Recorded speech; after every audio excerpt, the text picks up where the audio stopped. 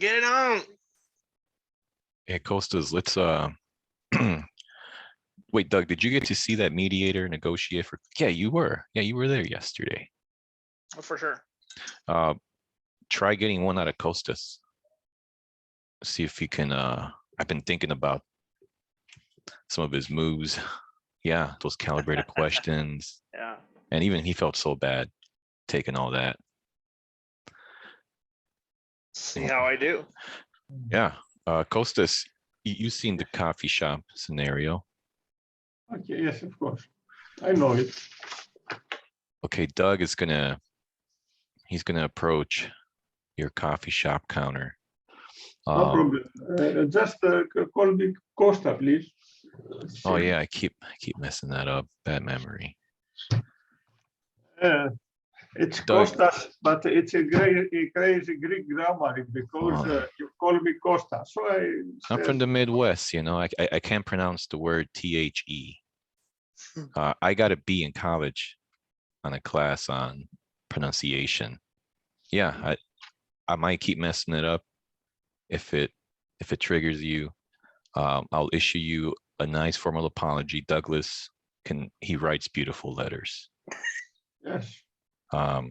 So pardon. Dear Indugu. Doug, can you take your headphones off? I want to talk to you about some black swans. Mm-hmm. Keep things more interesting. Okay, Costa.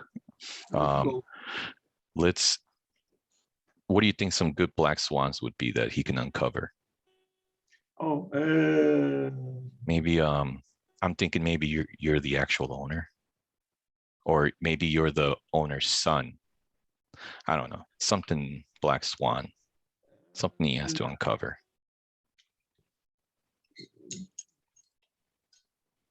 Owner's son who doesn't want to be there because he prefers to play video games. Video games. Yeah. Oh, that's good. All right. That's one black swan. Any other ones? Maybe. Do you like being there or not? That's why I told you I don't. Oh, you don't like being there. Okay, that's one. Maybe the other one is. Are you paid enough? What? Do they pay you enough? No, I'm not paid. That's okay, that could be another black swan. I'm forced to go there, and mainly I don't want to because of the. So, why are you wanting to work there? Like, why are you there? Because you love your father, you respect your father. My mother will be whining. Ah, good. Yeah, that's good. All right. Let me if we can tell Doug. All right, Doug, there's some black beans in there. I'll tell you that. Okay. And we're back. And that's a coin term from James. That's a good one. There are some things to uncover. Aliman, Jonathan, fine gentlemen, how's it going? I'm good, thanks. How are you? Great. So we're gonna see Douglas practice with Costa. He's we watched yesterday a professional mediator for divorces. And he did okay the first time, felt lots of butterflies. Second time he went again and did amazing. Got the free cup of coffee, got even a cappuccino and a pastry. He said he felt so bad. So let's see. Doug was there to witness. Douglas was there to witness. So let's. He will be the negotiator, and Costa is just a regular person, just a regular dude.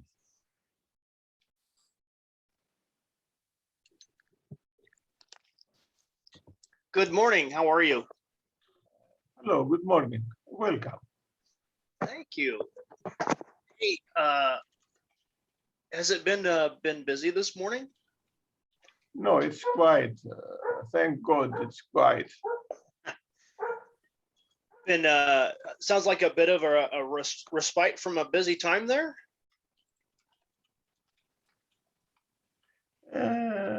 It's usually a quiet day for now. later it goes a little crazy. Gets Thank busier later. Thank God my turn is only now for more for 2 hours more. I see. I see. Do you how long have you worked here? I'm sorry, I'm just fascinated by how long you've worked here. Actually, I don't. I come here to help. Ah, just helping out? Yes, that's business, you know. Oh, sure. Is it a friend of the family that you're helping out, or? No, dad's business. It's my dad's. Oh, your father's. Oh, Yes. oh, I see. Yeah. I see. A family business. That's awesome. Mm. How long have you guys had the shop? Oh, it has this at least 20 years, 20 maybe more. years. Mm. That's outstanding. Yes, yes, yes. Sometimes a little more than you'd like to chew off, I'm sure.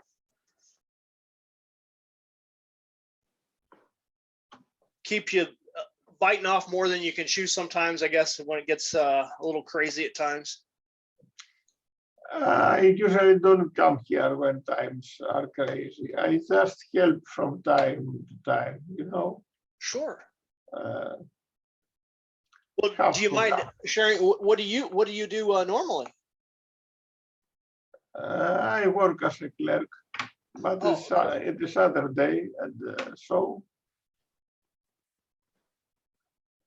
give you a chance to come in and hang out with Dad's shop here.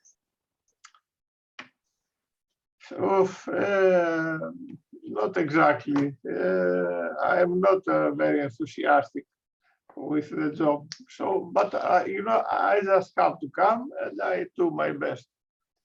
Oh, I see. So it's kind of like you feel obligated. I am obligated. Yes, Yeah, exactly. yeah, I see. Have other things you'd rather be doing on a Saturday? Of course, of course. There is an event in War Commander this Saturday. Of course. What would you rather be doing normally? This is an event. This weekend is an event on War Commander, which is my game in a video game. What kind of game is it? I'm sorry. It's an online game. Oh, online game. Yes. Oh, I see. So And I am here losing time because I would be there at winning the enemies and take bonuses and so on. I see. Are you really good at it?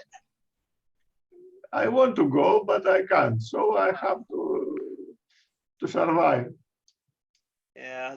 The game, is it I'm fascinated by gaming. Did you are you really good at the game? Is it a lot of fun, or? I am a mediocre player. I play there for years, but I'm not that clever. But I keep with it. You know, I can keep it. I play with it again and again and again. It sounds like you're pretty yeah. persistent. Yes, yes, yes, yes. I'm very, very, very persistent. I see. It's so painful not to play because the time I lose it will be needed. You know? Oh, okay. So you're kind of, it's like an ongoing thing. So you miss Yes, out, yes, you yes, yes. fall behind. If you fall Oh, I see. behind, you will miss some things and so on and so on and so on. Oh, I see. I can manage it, I guess. But I have repressed. Maybe I put some coins more to how do you say it, to continue things, to make things continue. If I don't like to pay, but of course in such cases you have to pay, so Yeah. you get some extra time actually. Ah, I see. To repair, you pay to repair your tools. Yes. So I don't have to wait. I pay and I repair them, and that will be all. Okay. And Costa, what's it like when you're doing well in the game? What's it like? I like it because it's a win thing, you know, a win and lose thing. It's like a war general. Ah, so you get some good strategy and you get that rush of winning. Yes. If I get a good strategy, but okay. I'm an okay player, I say. Yes, not a genius, way far from a genius. Well, I'll tell you who's far from a genius this morning. You're probably going to think I'm the most biggest space cadet you've met in a long, long time. In fact, you're probably going to think I'm just online, but out of nowhere. You're probably going to think, what in the world is he doing? Costa, I did something goofy today. You will not believe this. I left the house without my wallet. You do? I did. I was just like, oh no, I didn't even realize it until I started walking in the door, and I'm like, oh. And it's like 20 minutes from downtown, and I'm so embarrassed. That's very bad, man.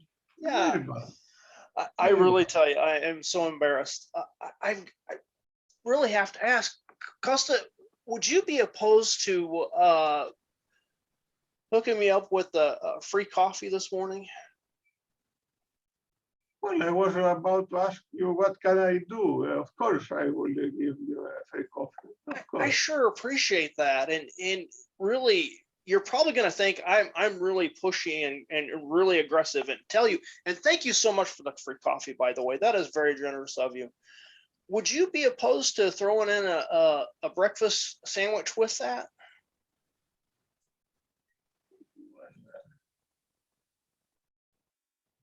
I was happy with the coffee, but Oh, I am actually.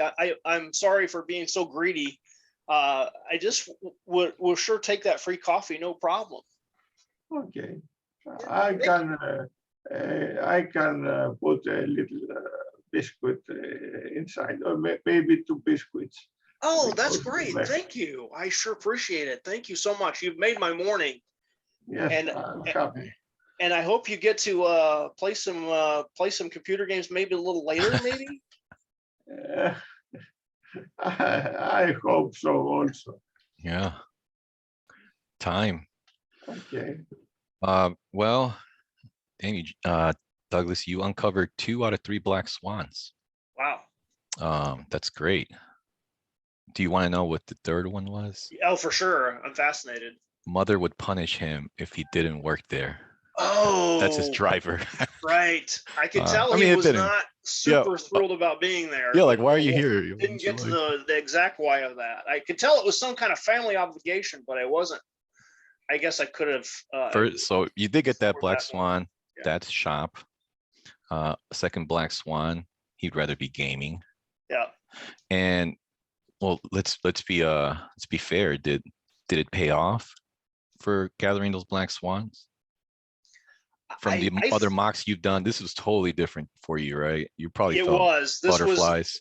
This was more just completely abandoning my ego and really trying to try to stay into the counterparts world, and it was very awkward. But I will say I see why it's so great, because I was able to really pay a lot more attention to Costa's world, and it actually was really inspiring, because it's like, okay, this is what's possible by doing that. Costa's while you're still fresh. Costa, while you're still fresh. Yeah. What were you feeling? I felt towards the end when he was asking for more, I was even feeling nervous. What were you feeling? Yes, it is not easy for me to do it. Something I don't. I felt a little overdoing. I was not sure what to do. to be exact. I was very happy to buy him a coffee. Yeah. Happy. I was ready to ask him, what can I do for you? Yeah, yeah. Douglas, you got so nervous. You went for the ass, didn't you? You were like, gosh. Yeah. It was like jump rope. I was like, maybe if he waits a little bit. No, and then I even put Wait a in little bit. chat. In, I out, put in in, chat, out. say you lost your wallet. You hate losing. Yes. And you didn't go Yeah. for the ask. You stayed in there, and I was like, oh boy, and it paid off big time. Feedback from you, Douglas, or anybody in the audience. We can just keep it easy. Go Douglas, James, Eli, Joel. Oh, and Kostas, if you have anything else to add, Jonathan, and if Eugene's able to talk. Very smooth anyway. Very, very, very smooth. That was going to be my number one question, Costa. Did I feel like I was being like a woodpecker with my questions, or did they feel more? No, they were very smooth. But Good.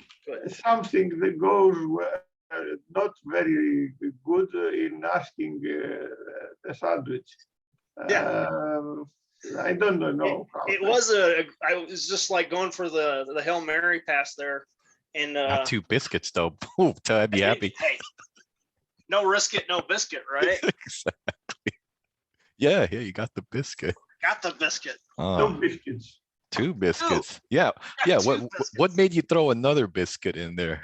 I thought he may be hungry. And, he looks like a big boy. He You needs look like a big- more biscuits. He's not doing keto. That's right. Keto. What's that? No. Keto for the win, by the way. Oh. James, I know you kind of stumbled in mid negotiation. Any thoughts, any feedback, anything you picked up, body language, master, anything that stuck out to you? Costa is always interesting to try to guess what his black swans are in the situation. We did one the other day where he was being driven by his mustache telling him what to do. So I'm always kind of curious where the black swans are going to be coming My from. mustache made me do it. Yeah.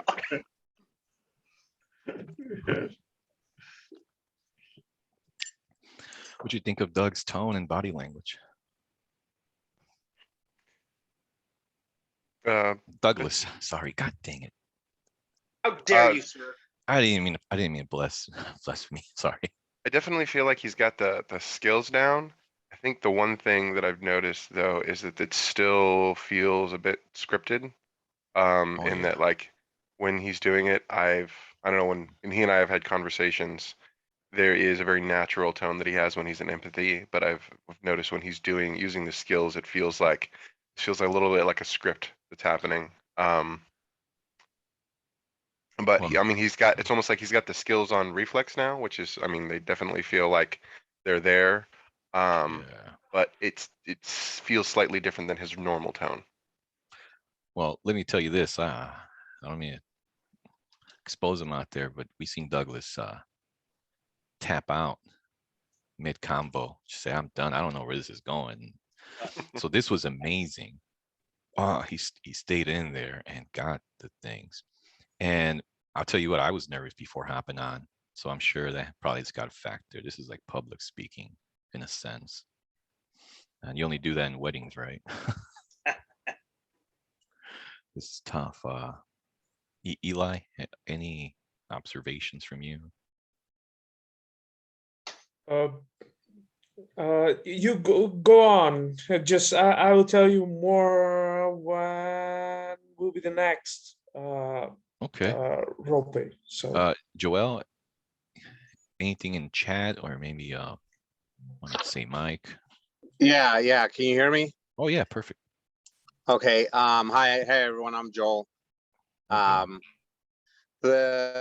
think the beginning of it, I didn't hear Douglas use his name. I just heard him come in and say, hey, hi, and friendly and all. Mhm. Is that what I had to disconnect. I'm sorry. I don't know if that's what we're talking about. Any kind of tidbits that we were picking up on? Yeah, no, that's an interesting one. I sometimes find myself in the less I give, the better, because maybe I can leverage them knowing my name for something. And I've heard of like top negotiators for the FBI talk about this theory like even if they want a bottle of water, it's not just a bottle of water. Like it becomes a whole thing on its own where 5 people are involved. So yeah, like how much info, and there's some like professional mediators that, yeah, they ask for their name and they say, and my name is this. There's that approach as well. And we welcome, yeah, there's no like set, that it's no framework here that's, you know, do your thing and then we just give some feedback. A lot of it is based on never split the difference. We think they did a good job of aggregating a lot of stuff. So yeah, Yeah, any approach, good observation though. Yeah, because I think maybe Costas would have been like, oh yeah, I have a old friend named Douglas or something along those lines to maybe trigger something there. Or and then he was trying to connect with him as far as like, I live downtown. Well, I'll tell you because I'll tell you something interesting. Somebody once didn't like me because they hated someone named Daniel. oh yeah. So it could, you have to be careful what you All you damn disclose. Daniels are the same. Yeah, and Hey, I said, well, was he was in here the asking Bible. for He free spoke the coffee, I tell truth. you. He spoke the truth. Plus, in Greece, there are not many people with the name of Douglas, so the chances are very, very low. Yeah. Nobody is called Context, that's Douglas. a big thing we're about, your environment and all that. Problem we've had with airline scenario is there's some countries where you get nothing. Like, no hookups Yeah. at all. I did want to point out one thing. The people that are in this group or listening in and went through the whole thing, because it was kind of, we're listening in and saying things in our own heads. But if we're gonna go from start to finish on someone else's conversation, I think that puts everyone in this group leaps and bounds ahead of other people that just want to just cut to the chase and like, oh, just hurry up and ask for the coffee sort of thing, right? So Oh, yeah. I've got to give credit to everyone that's really that hung in there. Oh yeah. Douglas, at what point did you start feeling those butterflies to just ask? Yeah, it really did. I was starting to worry about, am I really being annoying by getting so personal without sharing anything toward the end there? And I'm like, okay. So there was an internal clock that said, okay, it's time. Make the ask. Well, and see how you do. You shine something light on negotiators' importance is learn more about them. Yeah. So who did we learn more about in this role play? It's definitely 80% counterpart, 20% negotiator. That's a good ratio. I think so too. I think if you can, and again, my, and this is one of the things that's really been one of my main reasons for doing this over and over again until it changes, is I am an idea freight train. I can't wait to tell you about my opinions and ideas about life. And I can't wait to share them with you. And if you want, I don't know if you know my opinion, wait just 2 seconds and I'll share it with you. So the restraint of, completely shutting that down and divorcing myself from that intellectual arrogance is really like an epiphany. And I'm like, I finally see a way of doing that. And this was really the first time I felt like I ever really truly got close to something like that. Nice. Yeah. And I'll probably butcher your name. Aliman. Hi, yeah. Yeah. The connection is patchy on my side, so I wasn't able to follow closely. Okay, that's fair. Yeah. Is there anything you noticed though? Good, bad, thumbs up, thumbs down? I'm still really trying to just understand and get used to the format. So I'm following the best I can. Oh, good. I mean, and just to be clear about this, really technically no format is, sometimes we learn from you, right? So we don't know. We always want to look for the best results here, result driven. And I think so far from all the mocks Douglas has done, this is the best results ever seen. And this was from a private session yesterday with a professional mediator. We kind of combine. Their problem is they don't go for the ask. They get so nervous when it's asking time, and that's where they drop the ball. So And I it's will say, fascinating to combine. here's a plug for Pasha. I think having just a little bit of time with Oh Pasha, yeah, yeah, reflective Pasha. listening. Oof. Yeah, that's Oof. right. Speaking of Pasha attendees, Jonathan, what'd you think of this? Oh man, I can only admire Douglas because his rapport is much better than mine. So I liked how the rapport in the beginning it felt like but as you keep talking, you keep going. It unfolded to video games. It unfolded to a family business. It unfolded to so many other things. In the beginning, I thought Costa was gonna get bored, but in the beginning, it felt kind of cold. But I guess the rapport gets better as you keep it going. And then as Douglas kept the rapport going, it unfolded to so many other things. And Costa was happy to give him the coffee and the 2 biscuits. So great job. Good. Thank you. What you think of his? Now you've been to N9. What you think of his use of? Did you catch any calibrated questions? I caught accusation audits.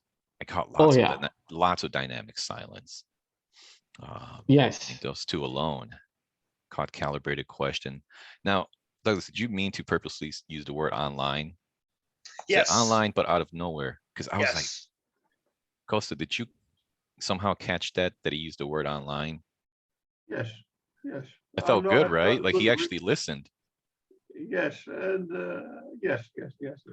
And my question to you is, were you bored when you were talking about yourself? No, because I was talking about myself. Nobody is bored when he speaks about himself. Yeah, it's like you wanted to reward him. Yes, that's I fascinating. was thinking that I would be glad to ask what can I do for him. Exactly the time he make the request, I was going to tell me what can I do for you, and he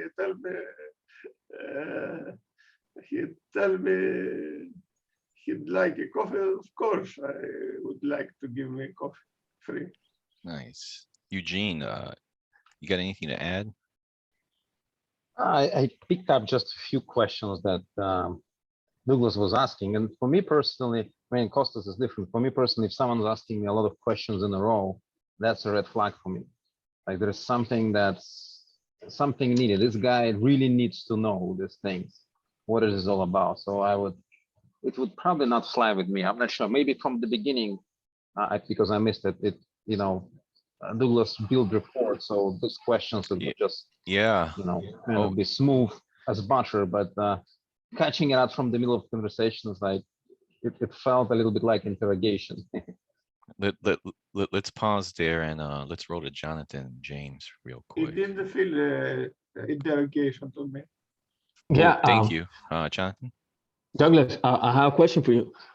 So what in terms of listening skills, what were you using there to keep the rapport going and going and going? Really trying to use curiosity. And again, I really appreciate Eugene's counterpoint. And I think this is where I'm trying to get kind of somehow to deal with this problem, because I love questions. And maybe that's it, but I love questions because that's the incisive way to go straight for the target. And I think that the danger is annoying the crap out of someone by pestering them with questions. I don't want to be a pest.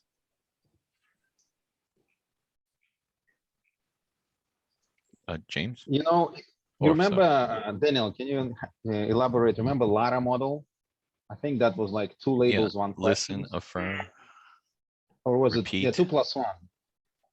Yeah, so maybe if you summarize what Costa said and then feed him another question, yes, that would solve your problem.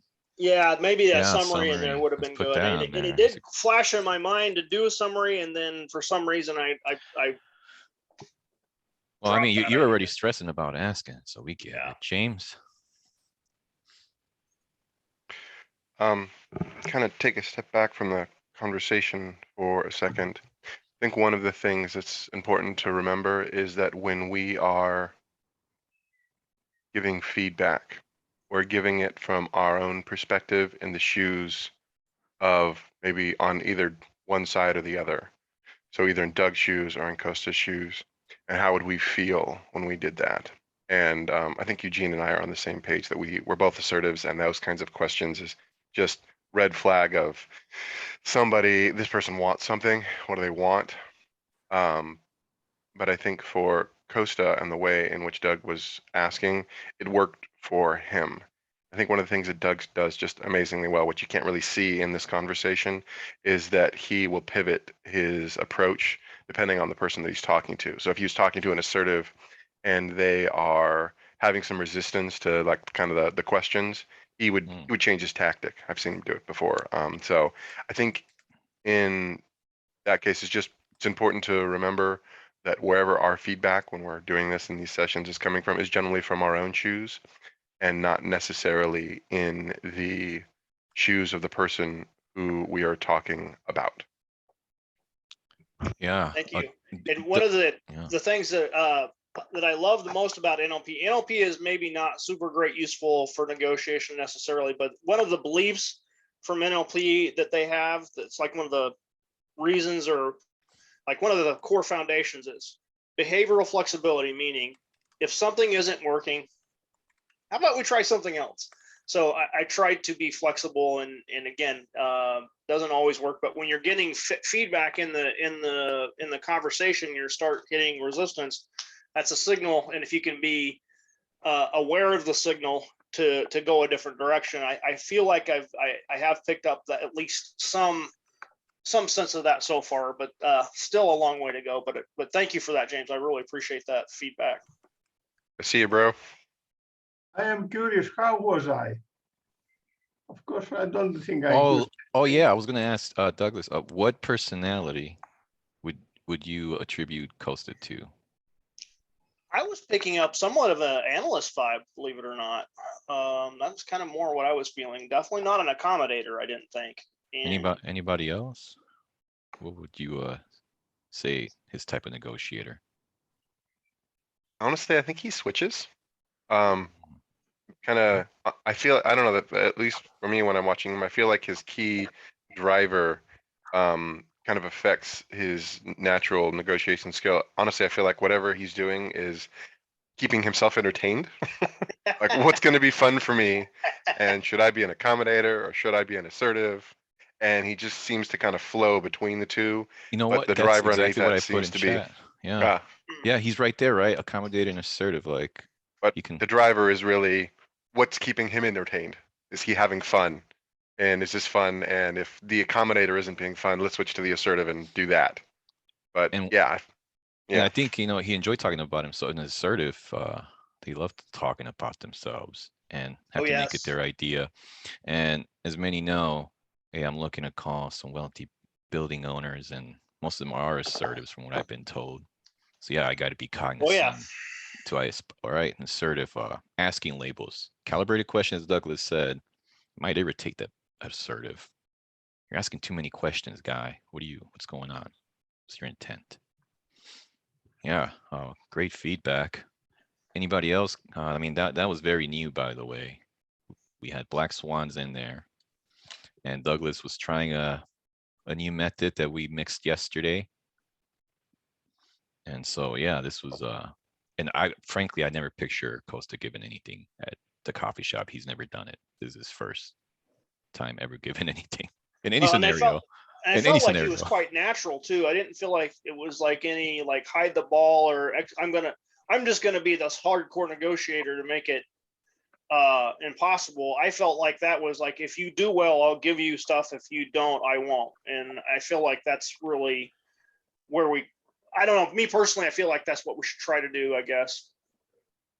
Yeah, we don't want the combo to go stale. Unless you truly are repulsed by this person, then that's a whole just different be natural, right? If you were in the conversation. real world and this conversation was pissing you off, then react how you would react. Yeah, that's best feedback. Keep it real. Yeah. All right, anybody want to step up and either get free coffee, you can get hotel upgrade, or you can get your fair deal on that pawn shop. It's open. I can to, go, but I cannot be on the camera. It's too dark here. Not gonna be Oh, well, seen. we like body language. Yeah, So, so maybe you can speak with me. you know what? Believe it or not, I catch micro flinches, and when that happens, there's always a shift in the negotiation dynamic. So I like body language. 70% of the conversation. Yeah, So, it is. yeah. Does that mean if you're not having your video on, you're having an advantage over the people that do? You truly are, because you're able to focus more on their words, on their listening. So maybe Eugene's trying to cheat.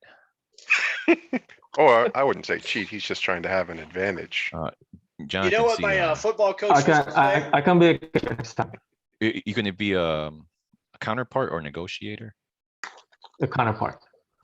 Okay, counterpart. And does anybody want to?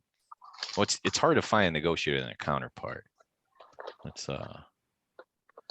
try to find negotiator. Oh, Eugene's got his camera on. That's good enough. That's perfect. Okay, Eugene, you want to do which easy, medium, hard? Are you talking, Eugene? You're muted, bud. We are doing coffee scenario, right? Okay, yeah, let's stick with that. All right, John. And Eugene, if you can turn your mic off, and I'll give you a thumbs up when you can cut your mic back on. I mean your headphones, because I'm gonna tell them some black swans. All right, I'll turn off the speaker now. Hey, Jonathan.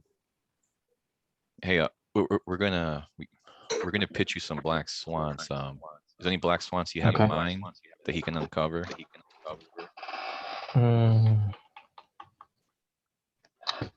I like music. Okay, likes. music. Oh shit! Never mind. I'm freaking. Let's do another one. You know what? He can have it. Whatever. Well, I don't know. I mean, if you got 3 other ones. I play guitar. Okay, let's get specific then. Guitar player. And then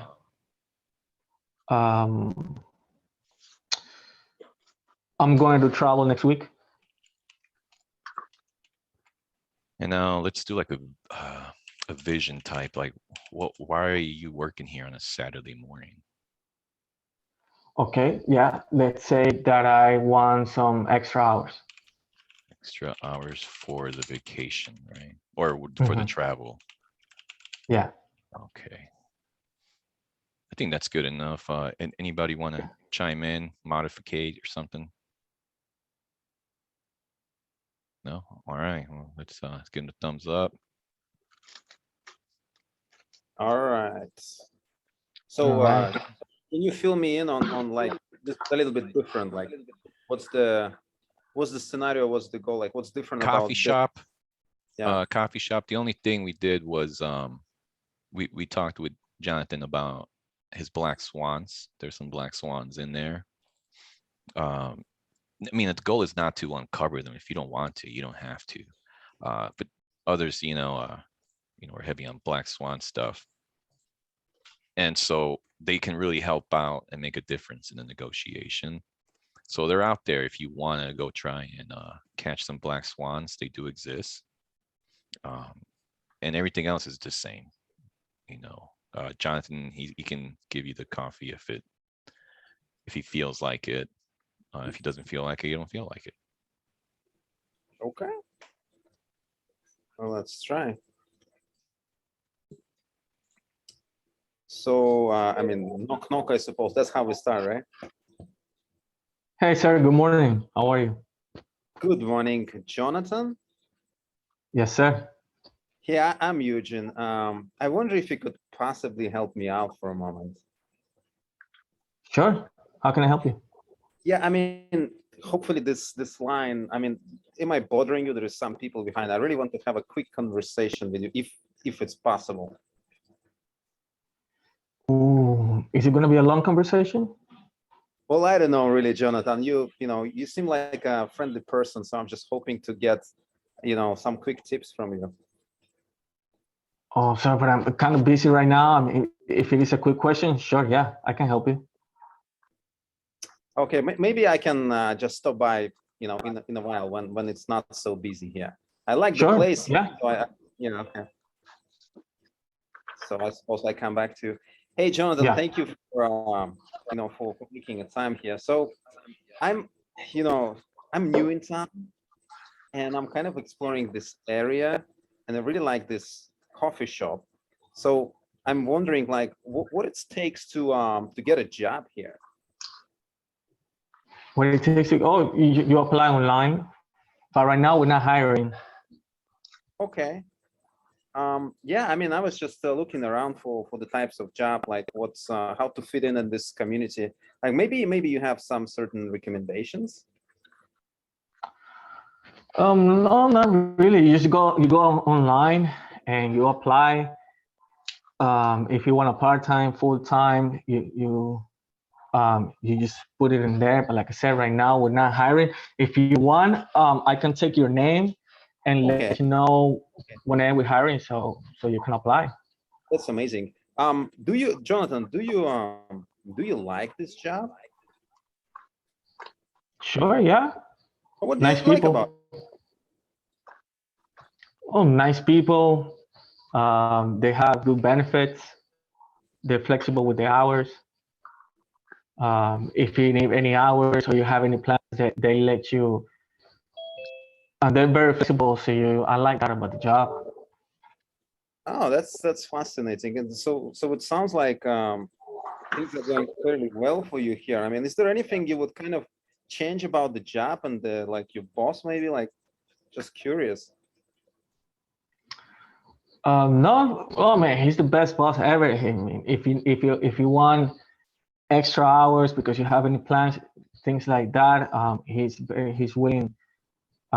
willing to work around your schedule and let you do have your life. Wow, it sounds like you really are having a great boss and you're happy with the job that you're doing here. Oh yeah, definitely. Man, if we were hiring, I mean for sure, I would like recommend you right now. He's actually coming this afternoon. But like I said, I can let you know whenever we're hiring.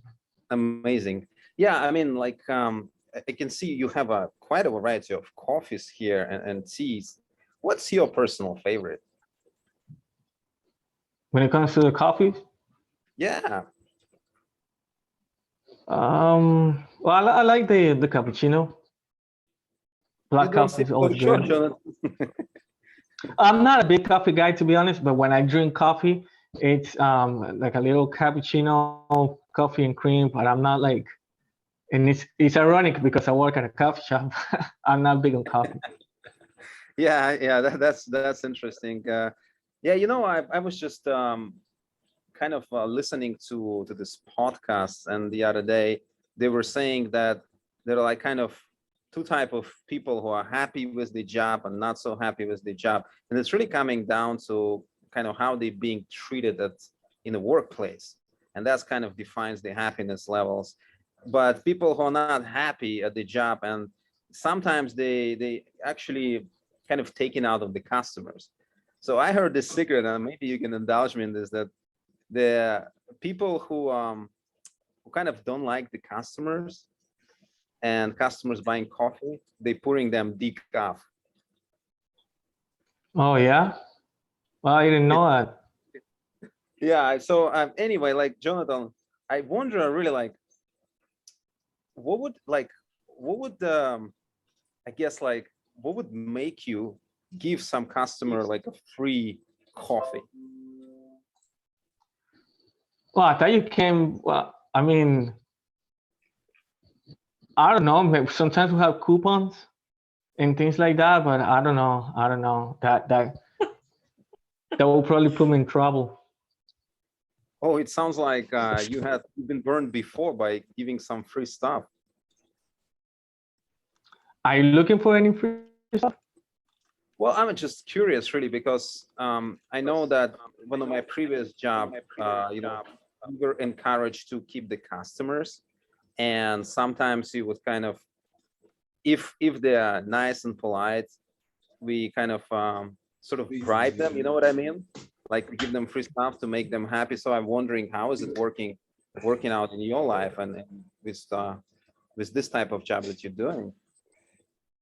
Well, pretty much most of the customers are nice people. So imagine if I gave, if I start giving free coffee to all of them, I mean, we're gonna run out of coffee and not make any money. Don't be because ridiculous, Jonathan. much of- Everyone, why would you give free coffee to everyone? That will definitely get you in trouble. Right, because most people are nice, and this is a small town, or in the city, most people that come here, they're nice. So, What do you and mean? What do coffee you is mean cheap. by It's nice? not expensive. What do you mean by nice people? Like, what's a nice people to you? Oh, they come, they talk, they have a smile, they have a good attitude, good vibe. They're happy. Yep. Okay. Yeah, Jonathan, I'm probably boring you to death. Right now. Oh, it looks like we have a customer who's behind us right now. Yeah, the tourist. The tourist. It looks like a nice town, really, with a lot of smiling people. That's actually, kind of what's attracted me and to this community. And Jonathan, you being really, thank you. You being really helpful here. Jonathan, I'm preparing to kind of disappoint you. It's gonna feel like I'm punching you in the stomach. What would it take for you to kind of a gesture of goodwill and pouring me a cup of coffee? Ooh. Oops. I mean, why would I do that? Exactly, Jonathan. I'm really wondering, what would it take to be in this mood for you to maybe share a cup of coffee? I mean, I got water. You want water?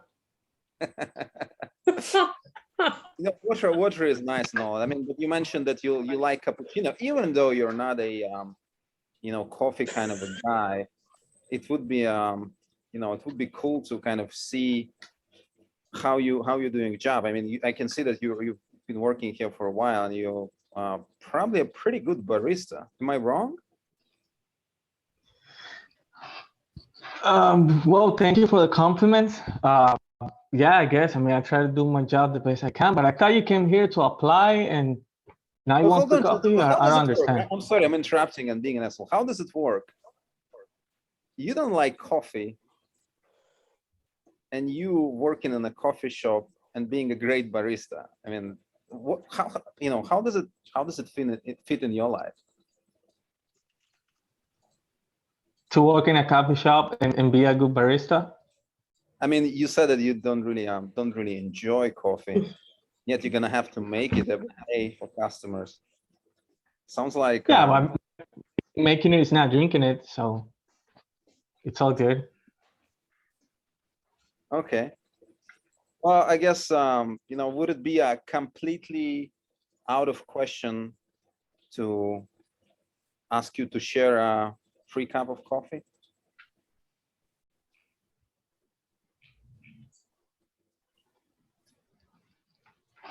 I mean, I don't know. It's just I'm sorry, what's Jonathan. up with the free? What? Oh my God, I'm putting you in a lot of pressure right now, and I can see that you're very uncomfortable doing that. I don't understand. I don't know why you want a free coffee. I'm sorry, I missed that. Can you repeat? I don't understand why you want a free coffee. Why I want a free coffee? Yeah. Well, it's just so happened to be, and I didn't really want to mention this. I kind of just went to this, and I'm probably going to bore you to tears right now. I just moved here and I lost my wallet on the way to the shop. Oh, okay. You lost your wallet then.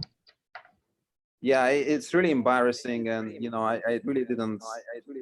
Apologize. I didn't really want to mention this or bother with you at all. I mean, you being very nice here and helping me out with potentially finding the the employer, and here I am telling you all about this crap that I have. You probably not care about this, and you don't have to really. So I was just curious, like, would it be completely ridiculous to to kind of play on your kindness and see if you could, help me out here. And where did you move here in the city? Oh, just this week, really. So I'm exploring the areas, and so far I'm enjoying it a lot. And having even this conversation, it seems, from where I'm from, it's not going to be happening. So I like the atmosphere here. But really, enough about me, John. I'm sure I'm taking up your time, and I'm bothering you here. So thank you so much for kind of helping me out here. So I guess, Jonathan, where do we go from here?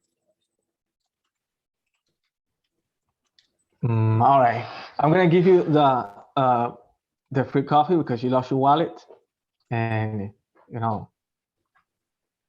and it's all good. Yeah, free coffee is not gonna make us broke or any richer. So yeah, I can give you a free coffee. I hope not, actually, and I'm still hoping to talk to your boss, perhaps. And would it help you if I kind of put a good word for you and how helpful you are? Like, is that something that might potentially help you? No, it's okay. I can give you the free coffee, and it's fine. Don't worry about it. Okay, thank you so much. Thank you so much for your help. Really, I can see that you're the type of person who loves helping people. Oh, thank you. It's very kind of you. Well, thank you. I'm looking forward to speaking to you and to your boss whenever's possible. Sure. All right. Enjoy your coffee. Time. Thank you. All right. Well, while emotions are still fresh, for the counterpart, Jonathan, give us a spiel, Eugene spiel, and then we'll go up the row. James, me, I got a bunch of notes. Douglas, and etc. Sure. Yeah. Overall good. Overall good. Good tone of voice. Overall good. I mean, it's good, but there are some details that next time I advise you to improve on. When I was understanding that you wanted to apply for a job, next time make it clear that it's not that you're not applying for the job. That's not your intention. Because at some point it felt like, okay, I'm confused. So the whole thing about the job was to get the free coffee. Clarify your intentions. That's not your intention. So that I keep trusting you when you come to the ask. That was one. Yeah, that was the main one. I would say clarify the situation. Your tone of voice improved by the end. Your tone of voice improved. You sounded more sincere, and that was the main factor of me being willing to give you the free coffee. I was putting resistance because I didn't know why you wanted the free coffee until you mentioned that you lost your wallet. See, I thought that you wanted to apply for a job, then you didn't, then you wanted a free coffee, and then I wasn't understanding why. Then you mentioned that you lost your wallet, and okay, you lost your wallet, so it wasn't about the job, things like that. So make sure that next time all of these details are clear, because the way the other person might be perceiving you can be completely different than what you are trying to pretend. Okay, I appreciate the feedback. So from my side, that was the initial kind of idea. I'm just gonna come to apply for the job and find out the situation. Like, do you like the job? Is that a good job to apply at all? And seeing if there is an angle there to kind of smooth myself into an ask, really. So it wasn't like it was not a strategy. It was just a frame that I tried to approach with. And when it kind of put me off when you ask, why do you want a free coffee? I was like, oh, really? Why do I want a free coffee? And so, the scenario was, as we played it out normally, we lost the wallet. So then I didn't want initially to start with that by saying, well, I lost my wallet. So you have this kind of sort of, okay, the guy need to help out the guy. I want you to feel like helping first. But when you ask why and ask me to justify my position, so I fell back. I mean, I have a theory on why that didn't work, but yeah, no, that's I'm sorry, Eugene, I didn't mean to interrupt, couldn't help it, so juicy. Yeah, that's about it. Oh, So okay. just to finish it off. Yeah, I mean, it was a little bit awkward when I asked for a coffee and I could see you're like, so I tried to stick in a few accusation audits. Again, I'm not sure how it landed. I would like to kind of see the recording one more time to understand a little bit more. It might have helped, might have not helped. I don't know, Jonathan, how did it feel to you? Did it help at all, or it's?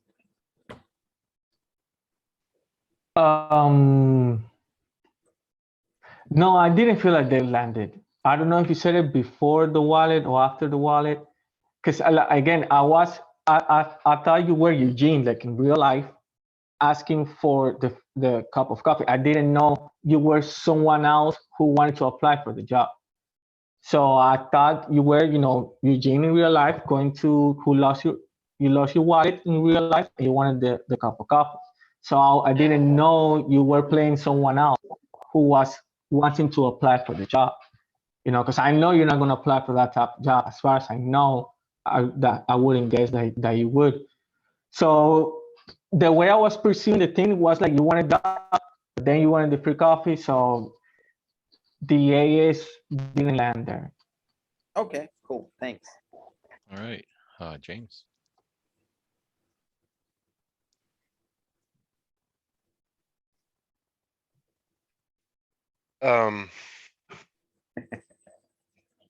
What is that called when we do the sandwich conversation? Oh, shit, good shit. Yeah. I know that that's not the way that we're supposed to do it, but I don't remember the correct way of doing it. Oh, that is the correct way.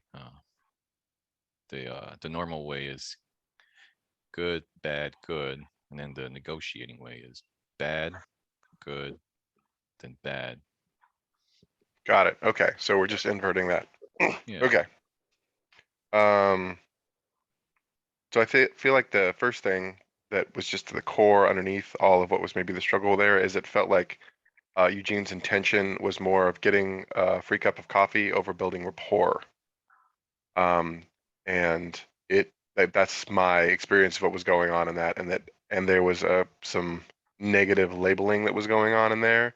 It kept kind of putting Jonathan into a corner where it was like he just there wasn't really going to be a comfortable answer for him, because it was like, okay, if he responds with anything, like I just kept feeling like it was the questions were about that, winning and that, and less of building the rapport. So that's kind of the overall what I was kind of feeling. I feel like the thing that Eugene does really well is his tone. So he's consistent with his tone throughout the entire conversation. He doesn't escalate or go like, there doesn't seem to be any type of like, okay, this is not working or this is working internally. He feels really consistent with his tone, which I think is super valuable, because that's really easy to go into a conversation, feel like something's not working out, and then the tone's going to drift into a less useful place. So I thought he did that really well. But yeah, I would say mostly the focus on connecting with Jonathan and almost making that like the free coffee thing or whatever it is irrelevant, and also the confusion about the getting the job thing. I don't know if that was actually a thing. Like if that was a real conversation. There's a meta aspect of this conversation as well, which is Eugene's role playing. And was the role playing of getting a job, is that something Eugene really was wanting to do, or was it the intention to distract with that? And if the intention was to actually get a job, then awesome. That's a great place to go into. But if it was the intention was to distract, in my experience, people are pretty savvy. And if we intend to try to distract them with something like that, they're going to pick up on it, and they're going to be like, why are you trying to, what is this about? Like what Jonathan was saying, like, be clear on your intention on what's going on with this. So just, I guess, always assume that the counterpart is going to pick up on anything that we're trying to distract them with. Yeah. Was that the appropriate order of? No, I mean, it's whatever. Yeah. I'm trying to figure out how to, the order in which to share those There was things. because Eugene was actually playing the role of somebody looking for a job. And I was thinking that Eugene was being Eugene, who lost his wallet and wanted a free coffee. I didn't know he was playing a role. I thought he was being him. Well, I mean, technically, you don't know if he lost his wallet. as the barista. That's kind of like black, because yeah, we've seen where negotiators, yeah, they don't talk about the wall. It's like the matrix. The spoon doesn't exist, right? I think And it's we've the, seen it when you, yeah, as James said, when you don't talk about the coffee, it's somehow manifest itself. Your counterpart's like, what can I do for you? It's the least I can do for you is give you a cup of coffee. So what I think did it here is, yeah, Eugene was, he was focused, according to James, on the goal of the free coffee. For me, it felt like he was focused on how does he like working here. And frankly, that was not even near the real Black Swan was. He was just working there extra hours on a Saturday, so because he's getting ready to travel next week, and he enjoys playing the guitar. And so and towards the end, I want to say I noticed Jonathan was doing some reverse stuff because he was getting Douglas to spill beans on. He caught, first of all, Douglas? Jonathan started reversing questions, or he started gathering info on the negotiator. For example, he gathered that he lost his wallet. He gathered that he just moved here this week. He gathered that he needs help. Help me out here. And so, yeah, I mean, I can see, but then Eugene really flipped it over when he said, where do we go from here? And I wanted that question really seemed to turn the tide. And then the free coffee happened. I was shocked. And so before that, yeah, so those are the Black Swans, those three. And I think if he would have, yeah, got those Black Swans, got to know, focus more on his personal stuff, on Jonathan, would have been more effortless. Yeah, he's new in town. Wondering what it takes to get a job here. Anything you would change about your job or your boss? What's your personal favorite tea? Imposing while you're happy with the job, he likes it. What would make you give a customer, that was a goal, make you give a customer free coffee, which he went on. Good attitude, good vibe. Thank you for being generous here. That was a good validation. And then I'm getting ready to disappoint you, punching you in the stomach. Only thing, just a little more dynamic silence. But those were good. And then you got I've never seen Jonathan give anything. He almost called his manager on me once. So good job on that, Eugene. Yeah, your tone, you were really able to hit with many angles. I know it's late out there, but like focus more on Jonathan. James, that's all my feedback. That's it. Just had a quick question for Jonathan. It seemed like to me that Jonathan was wanting the conversation to be over. And he was giving the coffee out of, let's just make this conversation be over. And I was curious if he was coming, like where his reason was for actually giving the coffee. I don't think I've heard that. I think I might have missed that. Yes, James, you're right. The like a coffee was test. more out of kindness, and because more out of kindness than it was out of I really want to do this. It was more out of kindness and just finishing up the conversation, because a cup of coffee is gonna stay, out of argument, stay out of trouble, giving the coffee, and that's it. Got it. So it Yeah. was it felt like it was both, like where this conversation can go. You weren't doing it because you were excited about giving him a free coffee. It was more of like, this guy's having a rough day and obviously he wants some coffee.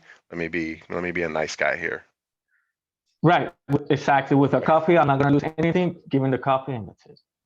All right, I Thanks, think the Jonathan. big difference, and this is good for me as a sales guy, is when Douglas went with Costa, he didn't trigger this guy wants something for free. And I feel like Jonathan got triggered fairly, he caught on really quick that he needs something.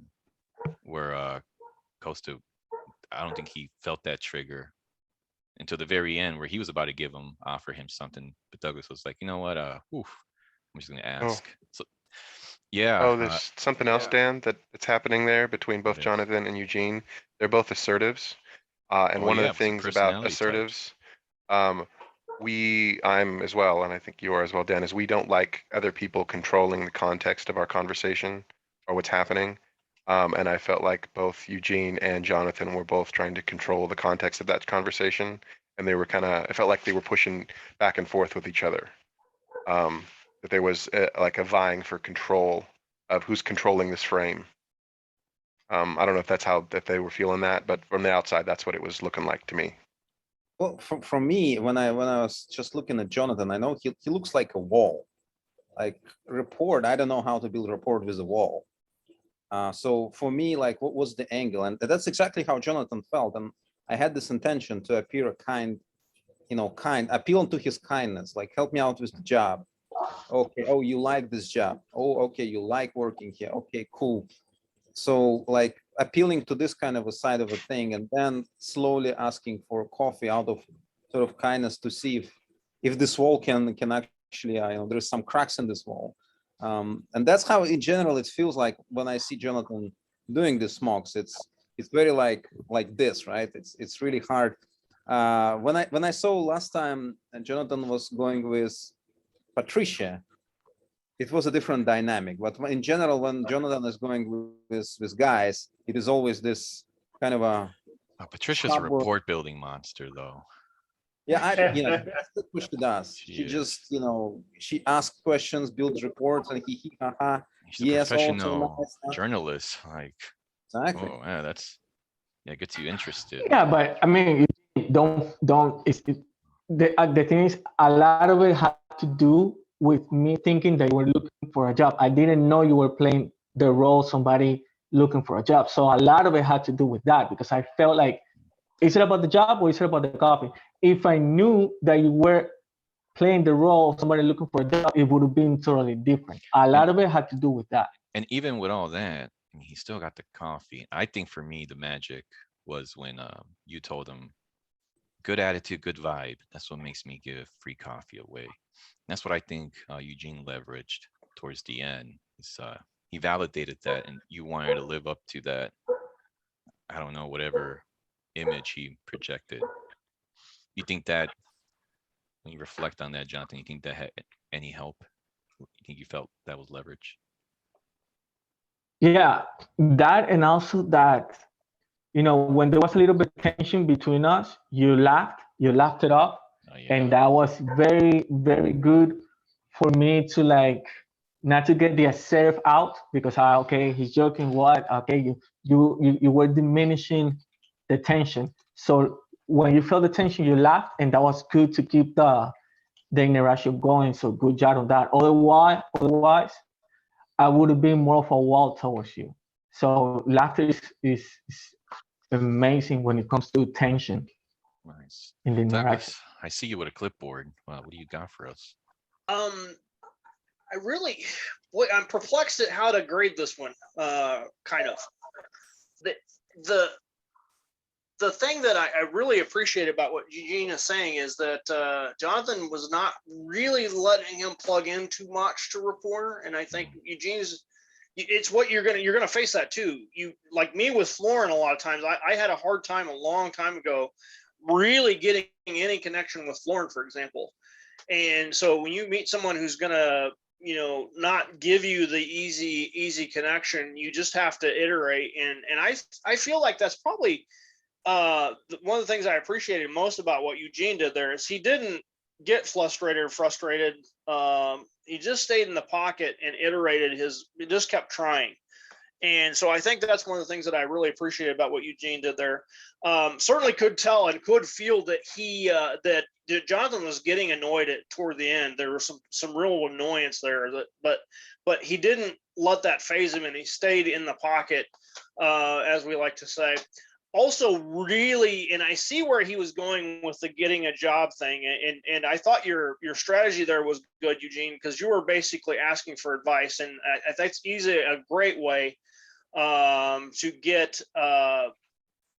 get someone really opening up to you, and I think the strategy overall was excellent from that standpoint. Again, the downside here is the rapport just never hit, but that's going to happen, right? In life, are we always going to get rapport with people? No.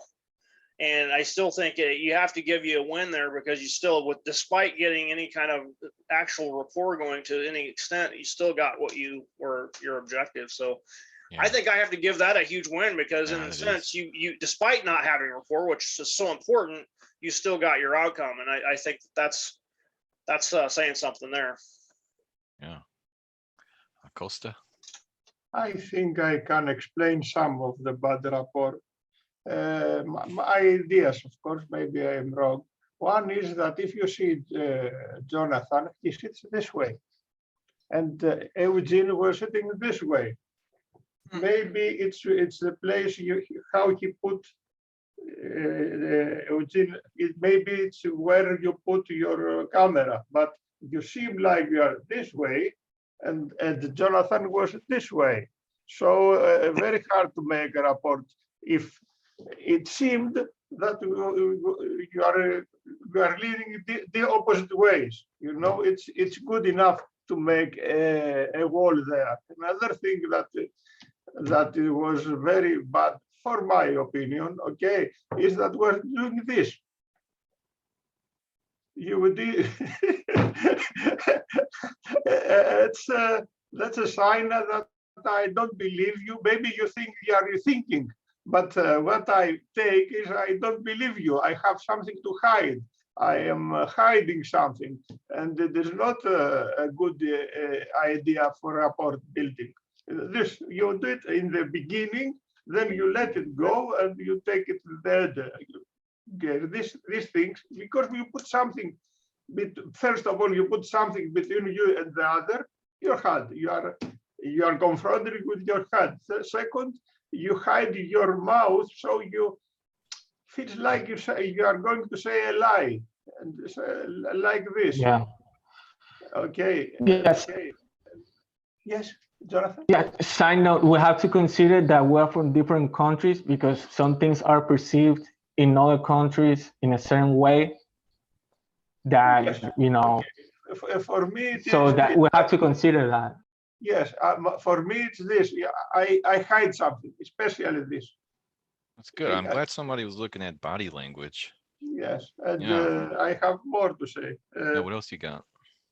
I don't like the way he said that he lost the wallet.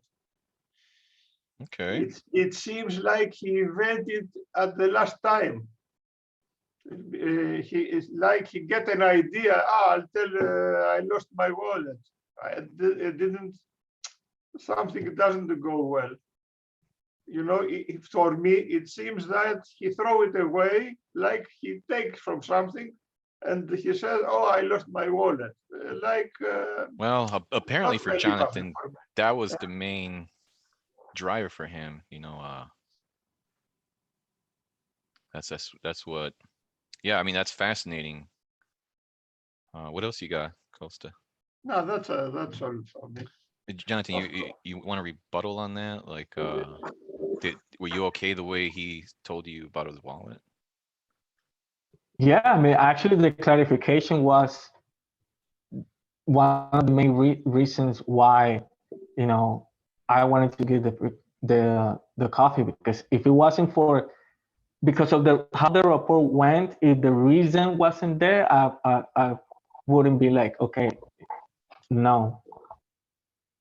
That's why I think it's critical when he said, when Jonathan expressed that he likes cool vibes and things like that, because he wanted to be that as well, not just talk about it, be about it.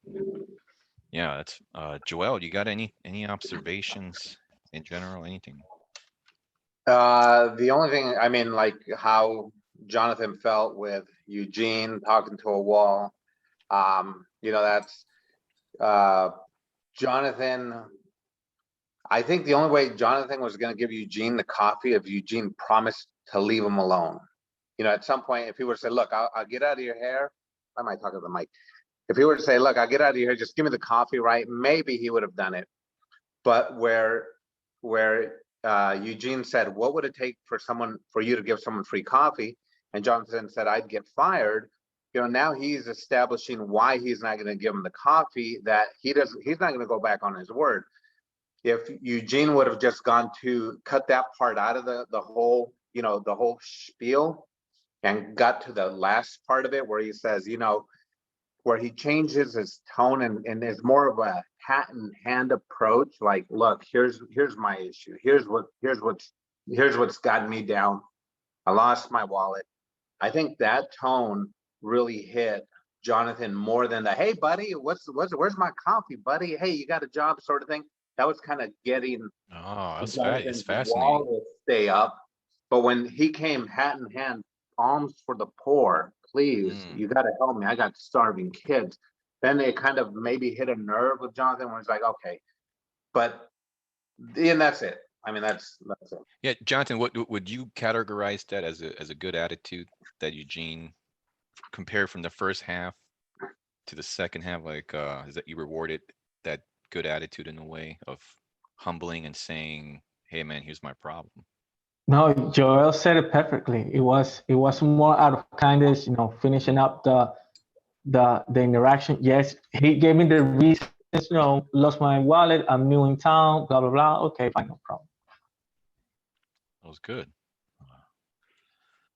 And anything else, Joel? I mean, we're all learning from this. We're Right. learning what approaches work because Jonathan is learning on the customer service side, how he's making a customer feel.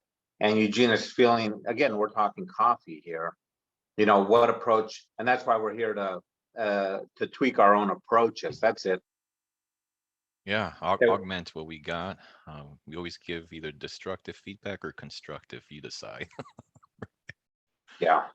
Joel, I mean, we explored this scenario multiple times and we established that there's two ways to get it. Like, I mean, people fall into the two buckets, whether they become victim or they're going to become villain. Like, I'm a victim, like I lost my wallet, please help me out here. I'm so busy, like I've got this meeting. I would really need, coffee. Could you help me out here? That's typically what happens in these scenarios. Or someone gonna come with the sense of entitlement. I'm your customer here for a long time. Why don't you give me a cup of coffee? I just lost my freaking wallet. I'm coming here tomorrow, the day after tomorrow, after 3 weeks, after 3 months. Just give me the cup of coffee and I'll be on my way. So that's kind of a sense of entitlement. So I didn't really, this is the second time I'm playing this. I didn't really want to use those pockets immediately. I wanted to explore. I know with Jonathan, it's always hard to explore. It's hard to connect with us in terms of rapport. Well, so I was trying to find yeah. different angles. And like I mentioned before in my head, okay, if I try to approach the conversation is like, I'm looking for some help. What kind of help? Okay, let it be a job. So that was before we started, okay, I'm gonna ask for a job and see if there's gonna be any angles to establish the rapport, but it wasn't working that well. So then Jonathan actually prompted me to give the reason, like, why are you looking for free coffee? Okay, you're a victim here. You lost the wallet. Okay, I can help you out. So then again, we had to fall into this pocket of, okay, I'm a victim here, and okay, I'll help you out. By the grace of God, I'll give you the cup of coffee, Right. So, That's good. You kept that tone and kept approaching it. That's great. Aliman, any takeaways? Anything? I would. I think I had a practice one with Jonathan previously, but I think I was in the reception, the front office. But seeing the sessions, seeing how Eugene conversation with Jonathan, in terms of that, I have to also agree with Eugene that it's difficult to build rapport with Jonathan, and maybe I can hear from Jonathan what's the key to quickly building a relationship with Jonathan in terms of this scenario. Wait, I don't know if don't- I'm don't- gonna the word. Wait, if you Okay. have an answer, Jonathan, let's leave it after you do a role play with James. He's going to be the negotiator. But that Okay. He's That is a asking for the black fantastic- swan that in that well, we can take your conversation. mic off and give some black swans. But yeah, you know what, James? Can you take your mic, your headphones off for just like Yeah. 5 seconds and then pop them back in? Yeah, Jonathan, what would it need for someone to do to build that rapport with you? Can you give us some black swan, something or anything? Sure. I don't know how to pronounce the word authenticity. Authenticity. Okay. Yes. If I feel like you're playing games, you're out. No, So you cannot bullshit. be, you know, I cannot feel like you're playing games. Okay, and now let's, do you want to use this, maybe a different black swan, something other than playing guitar? What's another, surfing or something? Let's do soccer. I'm a big Soccer. soccer fan. Okay, anything you got coming up in the future other than travel? Something exciting, something that you want to talk about?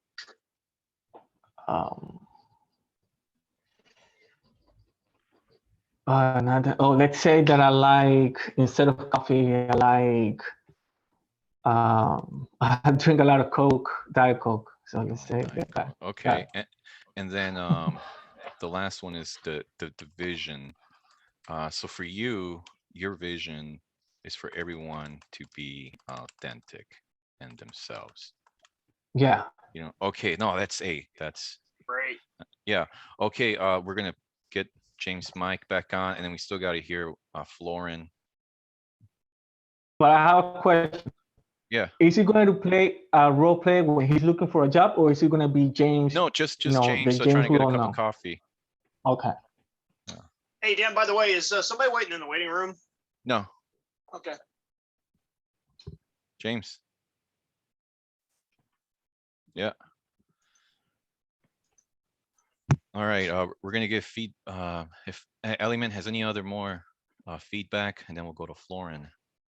Or no, I think Florin can't chat. He said. I just want to mention also that Eugene approach is asking to going in to ask about employment or a job to build the relationship with Jonathan, but there was no like Jonathan was not sympathizing or showing that he want to help in any way. So again, that's the roadblock, or that's the wall he couldn't climb over. And but that's I think Jonathan, you mentioned he's assertive type. So yeah. That's you got to be fast with the assertive, because they can catch you quickly, and they just want to move on quite fast with the next order or the next task. Yeah, they want to keep it real. That's all for me. They don't want to BS. Yeah. Great. Florin, 5, 4, 3, 2, 1. All right. Well, James wants to be the negotiator at the coffee shop Saturday morning. He just wants to get that cup of Joe or whatever, cup of tea, whatever he's into. Can I say I'm a little, Who knows? Who knows? I'm a little excited about this conversation because like I kind of made my intentions clear about building rapport already, and you guys already know how that works with Jonathan. So you guys are going to be able to look at this conversation and immediately tell how badly I'm screwing it up. So I don't know. James, This feels like an awesome challenge. Oh, I can't hear you, Jonathan, bud. Muted, bud. No, I'm saying you're not playing a role where you're looking for a job. You're being James, Yeah, the one, you know, James you. getting a cup of coffee. Yeah. Got it. Okay. Yeah, Walking into a coffee shop, and you Trying to are be as- standing at the counter. Yeah. Got it. Are you wearing a name tag? I mean, it's not that hard. Okay, sure. Yeah, I want to name. You laugh, but it's the first thing I look for when I walk into a place. Same here. Got it. So I walk in. Have we met before, Jonathan? This is the first time I've been in this coffee shop. First time. Okay, got it. Good morning, Jonathan. How are you today? Hi, sir. How are you? Good. I'm fantastic, dude. How's your day going, man? Pretty good. How can I help you? I would like some coffee. You guys have some of that here? Sure. Yeah, we're full of it. Yeah. Whatever your largest coffee dealy thingy is, and if we could throw a couple extra shots in it, yeah, I need coffee. I slept like 2 hours last night, man. And chai as well. So you want like coffee with pretty much everything in it. Like a blended caramel deal. I don't really like the flavor of coffee at all. And if we could put a couple extra coffee shots in it, so there's lots of caffeine in there, and then some chai in it, as well. Oh, would be sure. great. Blended. I get it ready for you. Sure, it's That'd be about $25. Wow, that's gonna be a great cup of coffee. Well, if you want the big size, if you want medium size, it's 10. Let me clarify. How large is? Am I getting like a gallon size coffee for $25? Is that what I'm getting? Or how big is large? I should probably ask that. Well, this is not Starbucks, okay? This is a high-end coffee shop. Oh, so yeah, totally. Okay, no, I'm down with paying $25 if you guys got the coffee here. I just want to make sure that I'm not getting like this massive coffee that I can't actually drink.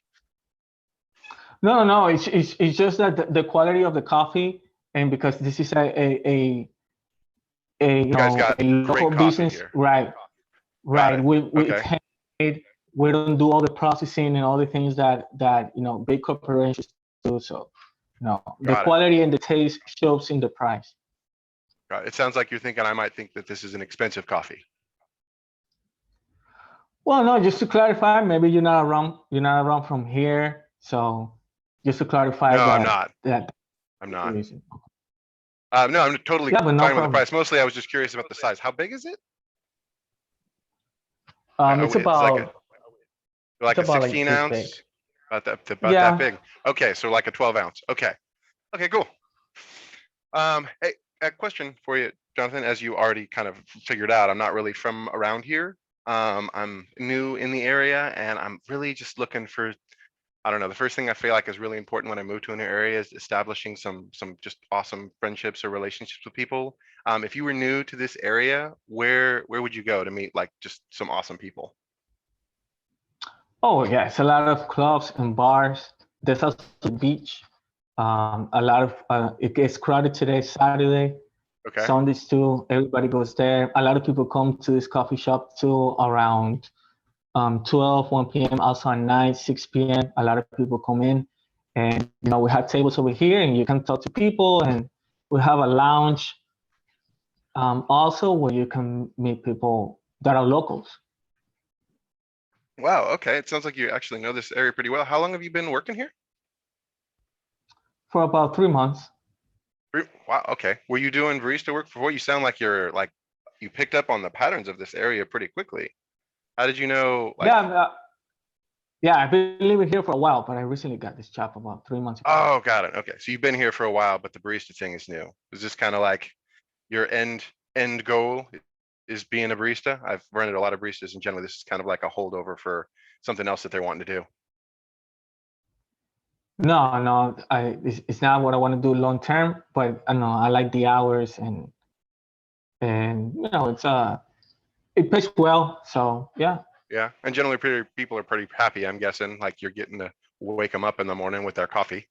So a lot of happy people in the space. Well, what do you want to do, man? Yeah. Oh well, Sorry, like I'm being super nosy. I'm just curious. What do you want to do when you're not being here? If you don't mind me asking. Well, I like music. Are you a musician? So yeah. Oh really? What do you play? I play guitar. Dude, that's awesome. I have a sad story about a guitar. Can I share a sad story about a guitar? I actually Sure, go ahead. So when I was growing up, my mother got me a guitar, and I really wanted to play, and I was super stoked. I had the thing for a month, and I had this lady broadside me in my truck, and I had the window open, and the guitar flew out and shattered my guitar after I'd had it for a month. And like my truck that I had was wrecked, and for whatever reason I didn't give a shit about my truck. My smashed guitar, I was like totally ignoring the lady, and I was just crying over my smashed guitar, and it's kind of a sad moment. So that was I've wanted to get back into that. Have you been playing for a while? Oh yeah. Yeah, a long time. You don't happen to teach by any chance, do you? No, I don't. I No? don't have the Okay. time. No? Okay. Well, you sound like you want to learn. I do. I really do. I'm a dad now, and my kid is picked up piano, and he's been playing that really consistently for about a year, and he's better at it than I am now, and I really would like to learn how to play so that we can play together. And it's just been like in the back of my head, like, man, I really need to get back into that so that we can play together. That's kind of a dream that I've had of being able to play with my kid. Do you play the guitar? Do you have a band, or do you play here locally? Yeah, I do. Oh, you do? I do have. Yeah. Do you happen to play in this coffee shop? No, not in this culture, but I play around some bars. I'll let you know if you Oh, want to yeah? go check out the band. Dude, Yeah. I love local bands. Where would you go if you What's were your gonna go name, listen? by the way? Oh, I'm sorry. I'm James. What's your name, man? Jonathan. Name tag. Right. Jonathan. Yeah. Yeah. Yeah, Sure, man. James. Well, your coffee is ready. If you Oh, it is? want, you Okay, know, awesome.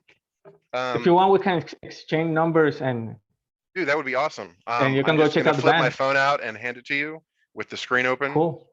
Thanks, dude. Cool, Yeah, I'd cool. love to connect up with the musicians in the area and just kind of hear what you guys are all doing. And yeah, that would be awesome. Do Well, you guys ever have like couples night? I'm sorry, dude, you got work to do. I don't mean to interrupt what you have going on. yeah. So You said it was it's 25 $20. something? Yeah, 25. Yeah, $25. Shit. Dude, I'm about to be an asshole right now. I forgot my wallet. Uh, uh,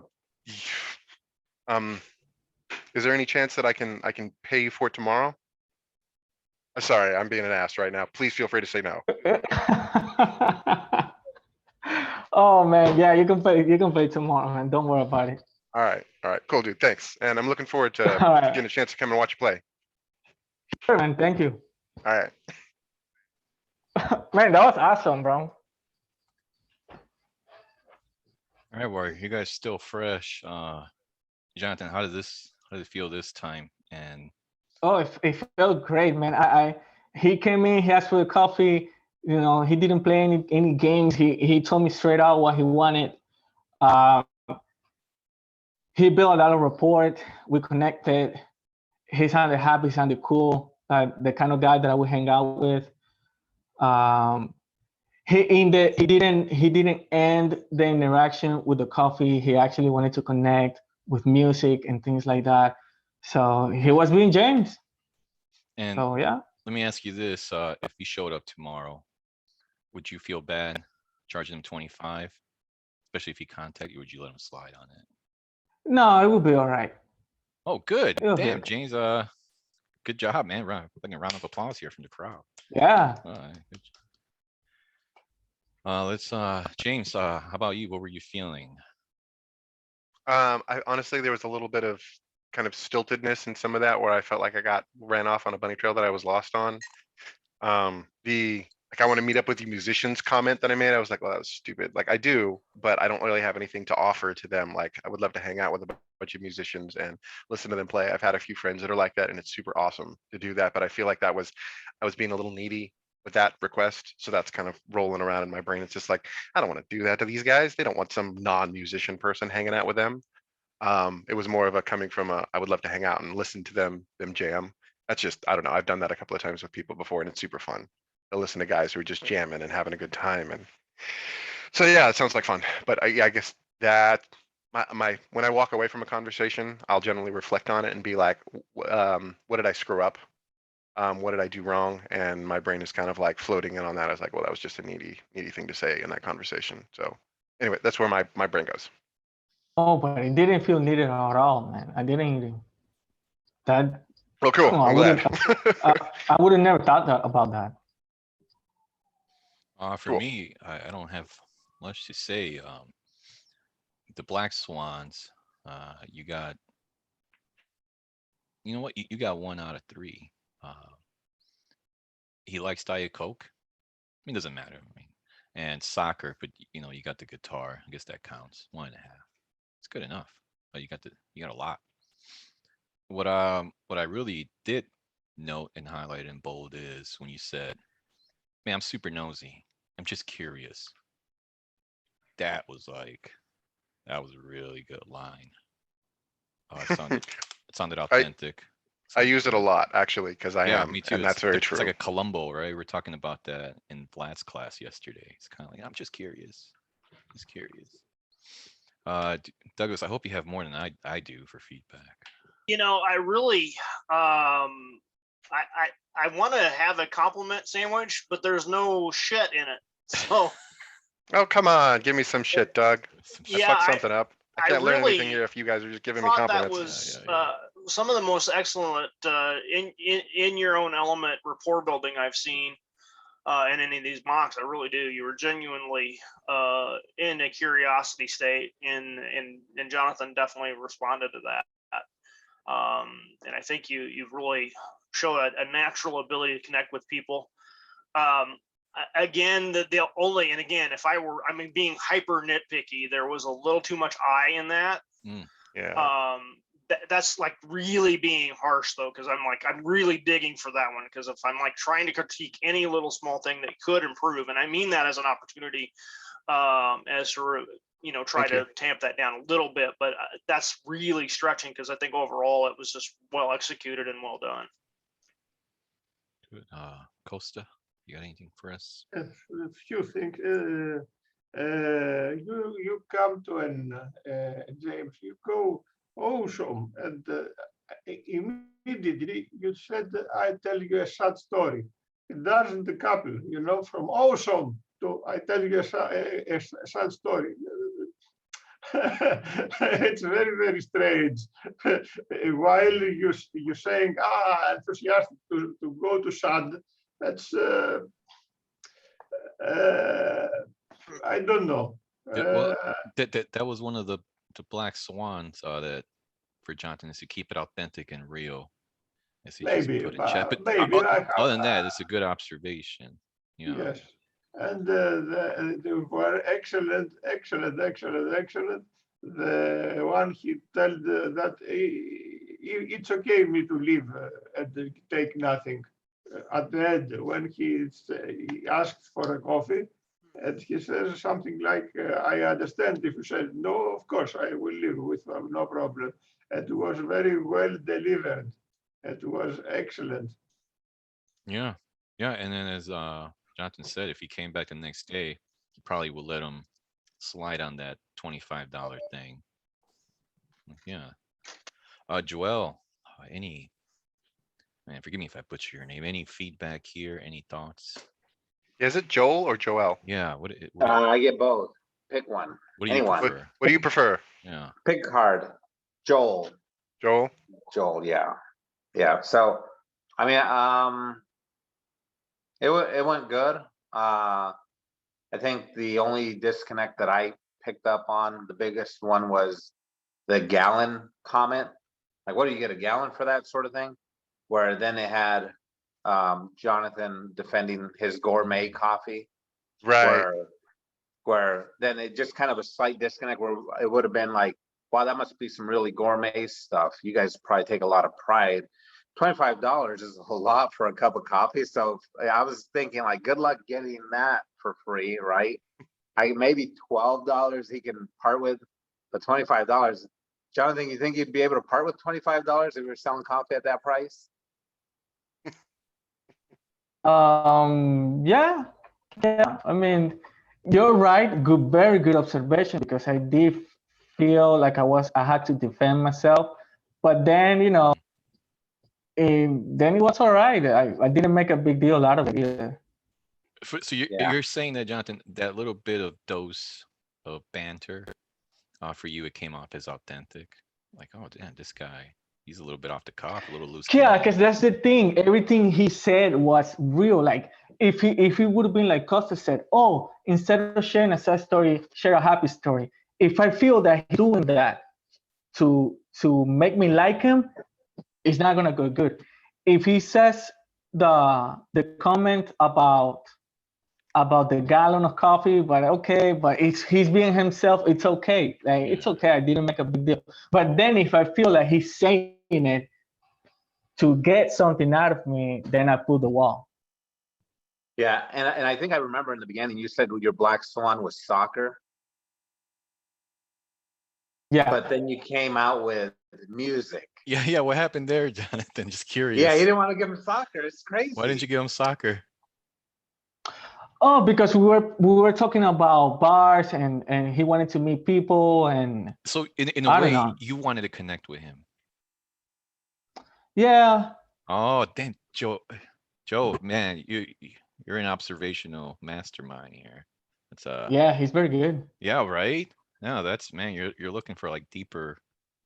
Yeah, that's I have a question about the sad story. Mhm. I actually think it's good, and here's why. The human condition is about struggle and suffer, and pain and loss, and that's loss aversion. We're getting to loss aversion. So what I think you did is you plug Jonathan into your loss aversion, and Forced that plugged him into you. And I think I understand what Costa is saying. I actually think it was good because it plugged him into your humanity, and I think that is why I think it was good.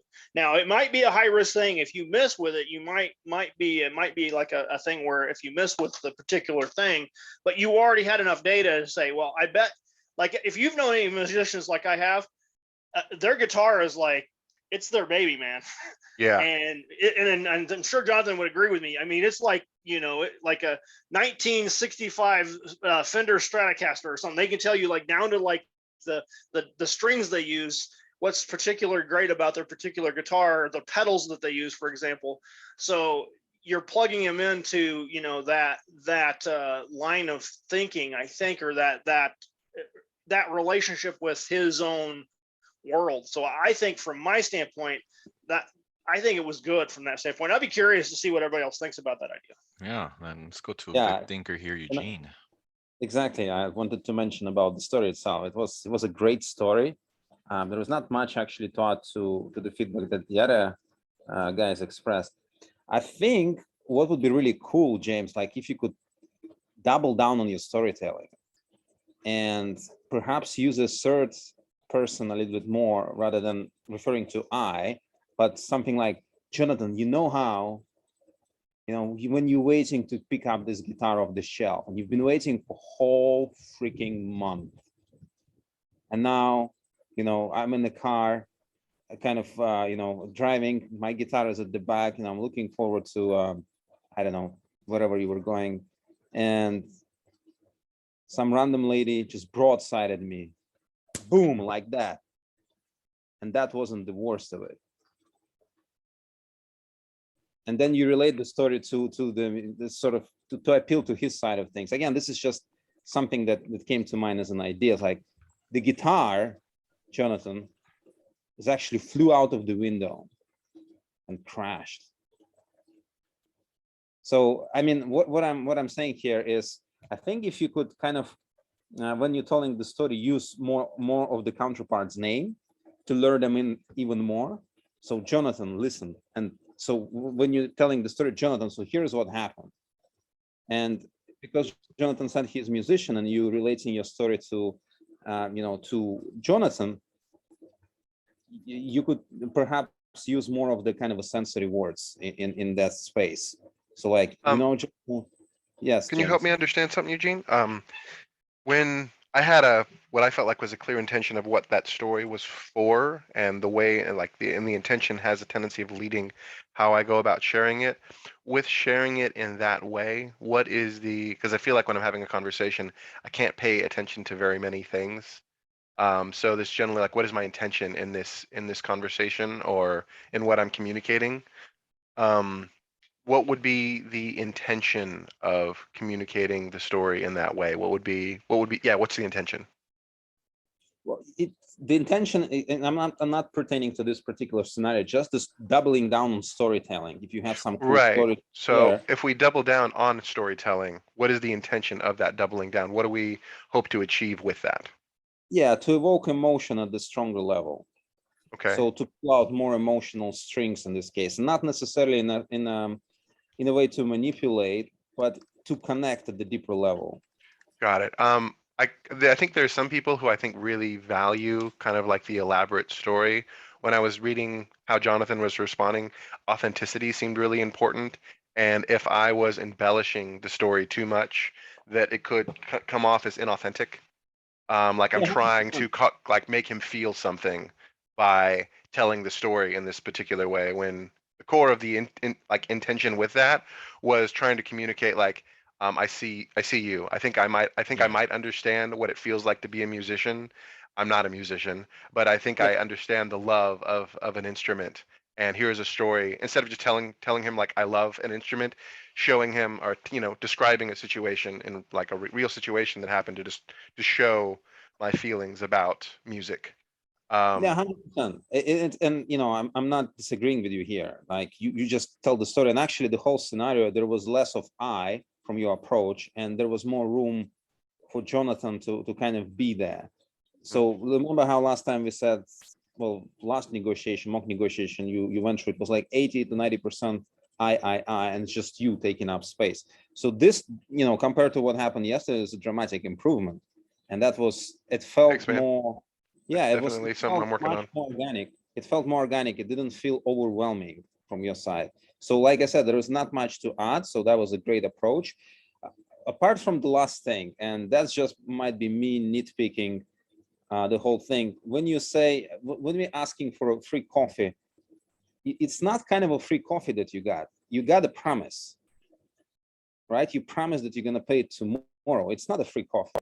So it's kind of a things. Then the fact is that you might not come tomorrow and not pay for it. That will be a lie. That will be destroying the relationship. Or if you'd come and pay for the yesterday's coffee, then it wasn't really free in a sense.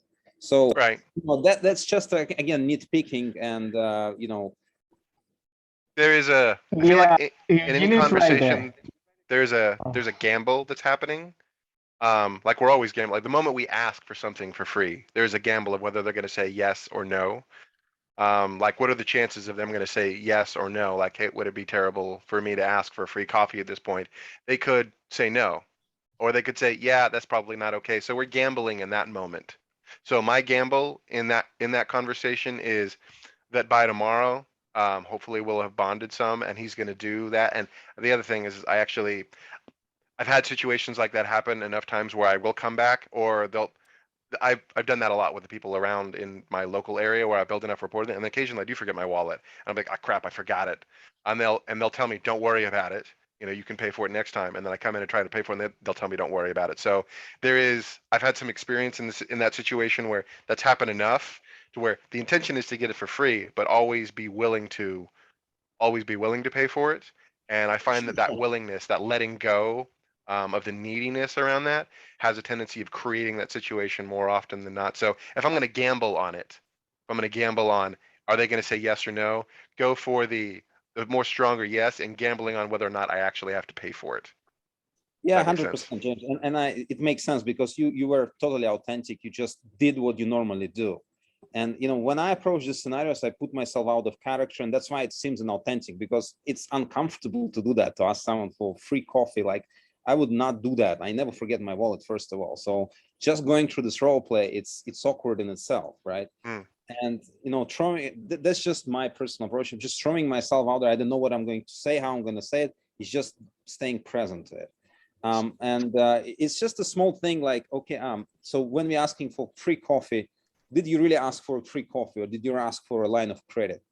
Literally, you know what I'm saying? So that's again the intention. What is the intention in this situation? And it's to get something for free, right? Well, I mean, it's not even that, honestly, because that's not the intention, because then I'm just manipulating the conversation. This is kind of one of those things, the meta aspect of the conversation. Am I manipulating to get something for free, right? I could have had that entire conversation and known walking into that coffee shop I didn't have my wallet. And if I knew that walking in, then that entire conversation was a manipulation, right? So this really just comes down to, which is kind of a weird thing, is do I know or don't I know if I have a wallet? If I don't know, then that entire conversation is authentic. If I do know that I'm missing my wallet, now it's a manipulation. And that's a really potentially fine line in a lot of conversations like that to have. And I feel like at the end of the day, I need to be willing to walk away from it or pay for it, because if I'm actually asking for something for free, what I'm really asking is, hey, can I put you in an awkward situation with your boss? And I don't know this person. That's just, I mean, if I want to have relationships with people and the relationships are what's valuable, putting that person in a situation like that is like, I don't know, I guess I'm always having the person in front of me matters. They're important. And they're gonna be in my life. If this person is here in front of me, they matter. And they're gonna have value. And that I'm really curious about the doubling down though, Eugene. Like I feel like I'm missing something about that conversation with how to do that with the story, because I've listened to you storytell before, and I feel like your version of storytelling is much more engaging than the way that I do it. And I feel like that's really an authentic way that you do that when you tell stories. And I don't, sorry, I'm going off on a bunny trail here. Yeah, Because James, literally, you do this that is well. just some creative thought that came to my mind. Like, how can you enhance on your storytelling abilities? Because Right. you have tremendous amount of kind of knowledge that you want to impart. So how do you be more efficient at that? And storytelling is a tremendous tool to have in the arsenal. And these are just some of the things that came to mind when you particularly telling the stories. Like, okay, how could have James maybe had a more of an impact by telling this story? And that's what came to mind. Like I'm not, by no means, I might not be even using this type of things, but for me, like, because I'm exploring this tools, like when you're saying you're pulling a blanket on yourself, and if you're overdoing it, it becomes overwhelming. But if you're switching I to, how, Jonathan, how it happens to be blah blah blah, so you kind of make it neutral and impartial at the same time. So perhaps, if you have a good balance between I and and it, that might create a bigger impact. And if you're having like active pauses and before the impactful moment or after the impactful moment in the stories, it creates a space for them to react, just like this accusation audit. So when you're giving a story, because it's a very visual thing, this random lady, she just broadside me like that. But you know what, Jonathan? It wasn't the worst of things. The worst part, Yeah. the guitar flew through the window 5 feet and smashed into the smithereens. I was crying over this thing. I didn't care about the car. Being a musician, Jonathan, you probably know how it feels to lose something that's really near and dear to your heart. Now, again, this is just something that's coming out to me right now. I'm not necessarily sure if it would be applicable to this situation. It just feels When like, you say it, it sounds authentic. The way that you're telling that story, I feel like if I said that, I would be coming from a place of an attempt at manipulation, and it would come out inauthentic. But I noticed when I'm going to use when I tell stories or even jokes, that they come off poorly. And I think it's because I'm terrible at telling the story of whatever it is. So I'll hear something, I'll reshare it, and then it just doesn't land. And it has to do with like, I can't authentically do that. If I can make a comment, what's interesting, that in my case, as the barista, when you are being yourself, the person like me, person on the other side of the table, is willing to let go of little mistakes like that. Yes, I did notice that I could have be better, but because he was being himself, I was willing to, okay, let's hear it. It's okay. Like a lot of things that he could improve, they weren't a big deal just because he was being himself. So being yourself, being authentic is very powerful, because the person that you're talking to is more willing to let go of your little mistakes, of your little things that I don't like or that could be better. I'm willing to like ignore them, because nobody's perfect. So I'm willing to ignore it and just continue the conversation. So it's a irritated. very He's like, what do you mean? Huh? It was perfect. No, yeah, because you some people have different opinions. If it should be a sad story, if it should be a happy story, everything, it wouldn't matter, because I felt that it was real. Even if it was like whatever it wouldn't matter, because it was real. So that was more important for me than Yeah, the what the story values. was. It could have been a story about a plane, and I wouldn't care, because it was real. Authenticity is like it sounds like it's very high on your list of It's everything for values me. of connection. Got it.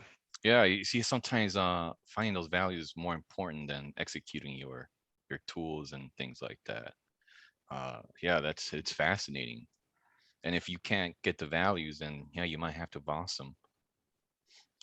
You know, as we've seen that happen, that still works as long as you just keep that tone and keep your cool. Try to connect. That's really it.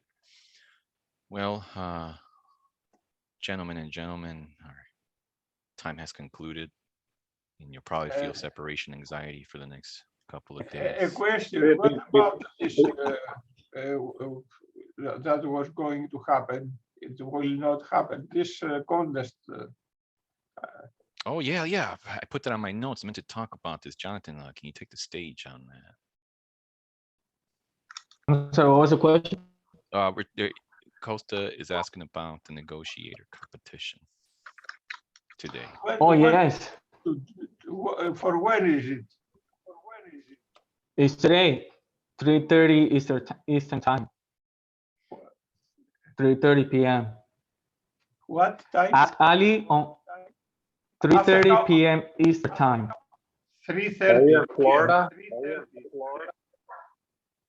And Yeah, how it's can 3:30 in Florida. how can we see it? Maybe I don't participate, of course, but how can I see it? I have Sure, not- it's going to be recorded and shared on Slack. it is For going that to be shared on Slack. Oh, also we could see in Slack. Yes. Right John- after it has been recorded. One more time, what is the time? Because I might have. It happening in 5 hours? No, it's happening. I have 12:30 p.m. So 3 it's hours. happening in 3 hours. 3 hours. In Oh, 3 hours that's- from now, and we can see it in Slack now when it happens. I don't think you're gonna be able to see it live. I think you're going to be able to see the recording of it. Okay. Okay. Yeah, So that's how. So I will not be able to see it. Okay. Okay, it's okay. Sure, good question. Yeah, thanks for yeah, I won't reminding be me. able If you want the recording, to 3 make sure you o'clock. got the recording, talk to Ali or Ali on Slack, and he's the one that is going to have the recording. Okay. So if anything, ask Ali Mhm. on Slack.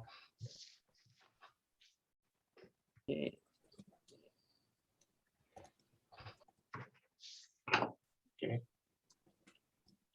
All right, anybody got any other announcements? I think James wants, I don't know if you heard James's label there at the end when he said to Jonathan, sounds like something is important to you, and Jonathan was like, yeah. Authenticity. Yeah. No, that's Yeah. good. We're always trying to practice. Sometimes it just goes under the radar because it's so smooth. Yeah, labels, as we say, when in doubt, label it out. Yeah, and I'm getting ready to do a lot of cold calls, so I'll be labeling like a madman. You know, you could probably be a stunt double for Brandon Voss. I don't know if anybody's told you that. No, he looks way different than me. Well, I mean, as far as tonality. Yeah. Oh, thanks. I've been working on it in Friends N9 class, N9 Mastery. Can somebody post that link for Monday? I highly recommend attending Friends N9. Yeah, I'll get it. Yeah, that has been for me, the game changer from all those tools is the 4 ways of saying no. That a lot of times I say yes to too many things. Say yes to a lot of friend requests. Now I'm just getting better at saying no. And yeah, they always give you feedback on tone. I know Eli left, but he's been the current project for tonality, right? It's the